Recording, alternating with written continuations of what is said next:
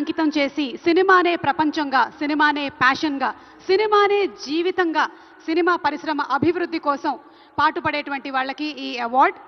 మరి ఆ life time achievement అవార్డ్స్లో Telugu తేజం the award NTR national film award.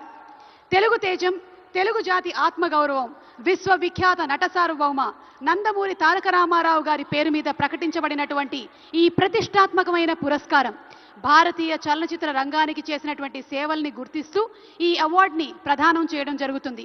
ఈ అవార్డుని అందుకోబోతుంది మరెవరో కాదు, the God of masses Nandamuri Balakrishna గారు.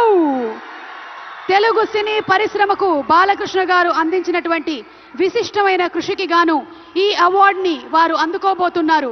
భగవత్ కేసరి కానివ్వండి, లెజెండ్ కానివ్వండి, సింహ కానివ్వండి, అఖండ, అఖండ 2, డాకు మహారాజ్, ఇలా ఒక్క సినిమా తర్వాత ఒకటి అద్భుతమైనటువంటి క్యారెక్టరైజేషన్స్తో మనల్ని మెస్మరైజ్ చేసేటువంటి, వెండి తెరపైన నట తాండవం చేసేటువంటి రాజసం నందమూరి బాలకృష్ణ గారు.